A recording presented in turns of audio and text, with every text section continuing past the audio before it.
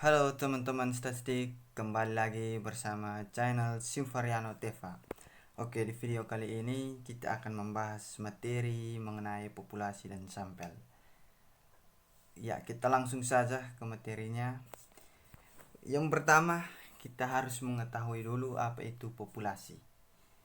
Populasi merupakan wilayah generalisasi yang terdiri atas objek atau subjek yang mempunyai kualitas dan karakteristik tertentu yang ditetapkan oleh peneliti untuk dipelajari dan kemudian ditarik kesimpulannya.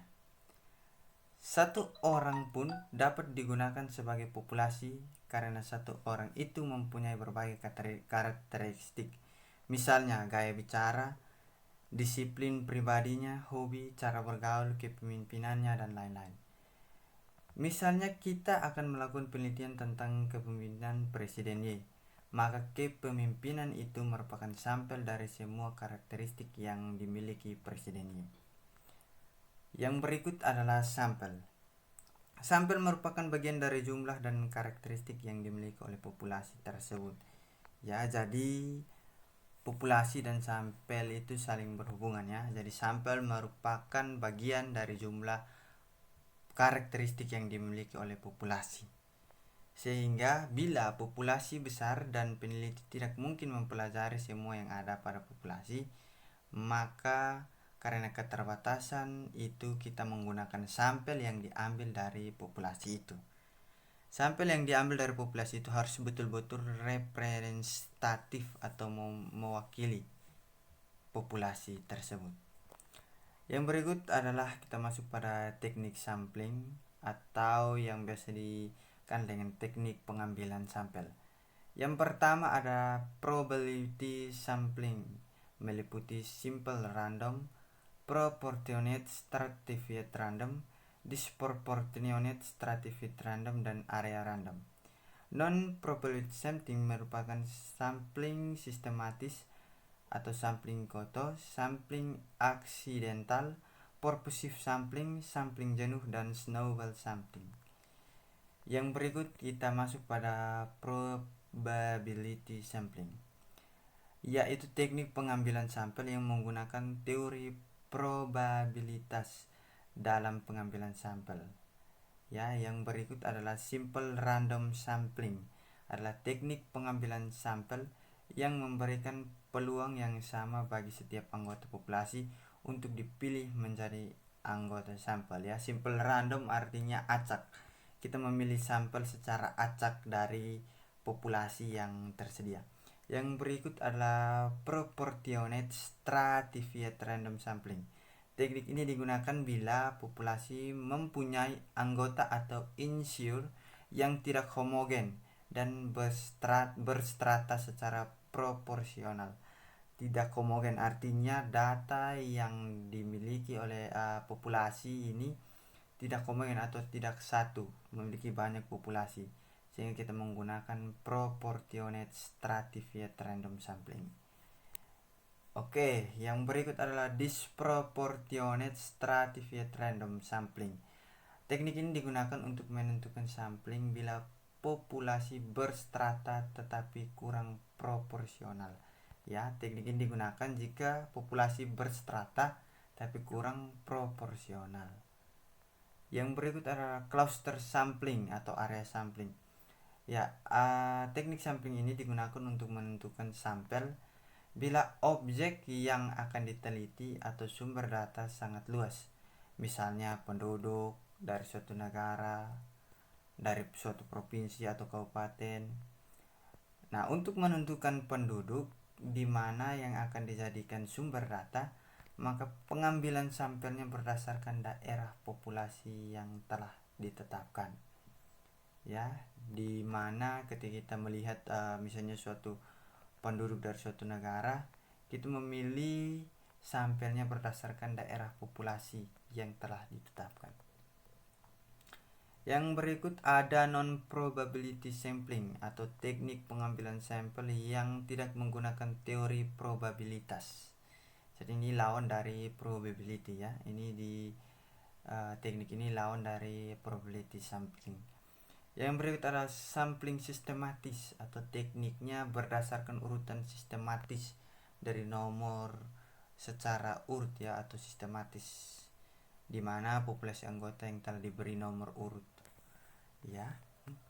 Yang berikut adalah sampling Goto. Teknik untuk menentukan sampling ini adalah dengan memilih sampel dari populasi yang mempunyai ciri-ciri tertentu sampai jumlah Goto yang diinginkan tercapai. Jadi ini berdasarkan batasan Goto yang perlu untuk dibagi peneliti untuk mengambil sampelnya dari populasi. Yang berikut adalah sampling insidental atau teknik pengambilan sampel berdasarkan kebetulan, yaitu siapa yang secara kebetulan bertemu dengan peneliti yang digunakan sebagai sampel. Artinya kebetulan memilih dan bertemu peneliti yang digunakan sebagai sampel. Ya, sampai di sini bisa dipahami ya teman-teman. Oke, kita lanjut pada sampling purposive atau teknik pengambilan sampel dengan pertimbangan tertentu seperti keahliannya. Jadi teknik ini mempertimbangkan keahlian populasi sebagai data sampel yang ingin diteliti ya teman-teman. Lanjut pada sampling jenuh. Teknik pengambilan sampel jenuh ini bila semua anggota populasi digunakan sebagai sampel. Artinya kita menganggap kita membuat semua populasi itu kita jadikan sebagai sampel untuk peneliti. Ada snowball sampling atau teknik penentuan sampel yang mula-mula jumlahnya kecil kemudian membesar seperti bola salju yang mengelinding yang lama-lama menjadi besar. Artinya semakin pengambilan sampel ini yang dari populasi, dia semakin naik atau semakin bertambah sampelnya menjadi lebih besar daripada awalnya. Ya, bisa dipahami ya teman-teman. Oke, kita lanjut yang berikut D, menentukan ukuran sampel. Ya, ukuran sampel yang dapat digunakan tergantung pada tingkat ketelitian atau kesalahan yang dikehendaki ya, atau yang sering kesalahan itu yang sering disebut error. Persentase error ya, ada 1%, 5%, 10% ya, tergantung dari peneliti tersebut. Ya, di sini ada tabel penentuan jumlah sampel dari populasi tertentu dengan taraf kesalahan atau error, margin of error 100%, 5% dan 10%. Ya, di sini ada NS. Nah, N itu apa? N itu adalah jumlah populasi, sedangkan S itu adalah jumlah sampel. Dari sini teman-teman bisa lihat di sini N, misalnya jumlah populasinya ada 20 dengan taraf kesalahan 1%, ya, maka sampelnya adalah 19 sampel. Ya teman-teman, jadi bisa dipahami ya dengan melihat ini penentuan jumlah sampel ini.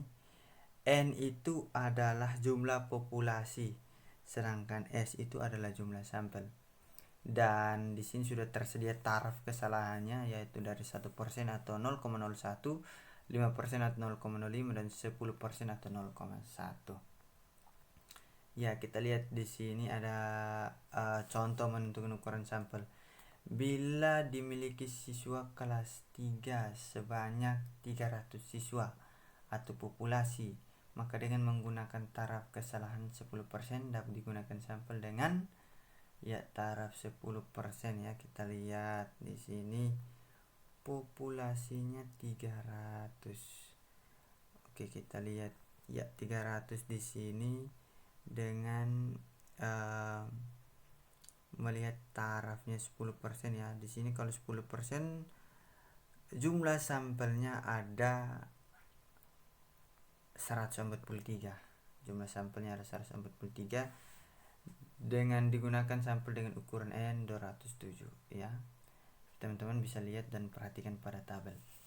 Oke, beralih pada tabel, kita lanjut pada cara mengambil anggota sampel. Nah, pada teknik ini teman-teman, pengambilan sampel random, maka setiap anggota populasi mempunyai peluang yang sama untuk terpilih menjadi anggota sampel. Maka cara pengambilannya, bila nomor 1 telah diambil, maka perlu dikembangkan lagi sehingga peluang untuk setiap nomor untuk terambil akan tetap sama.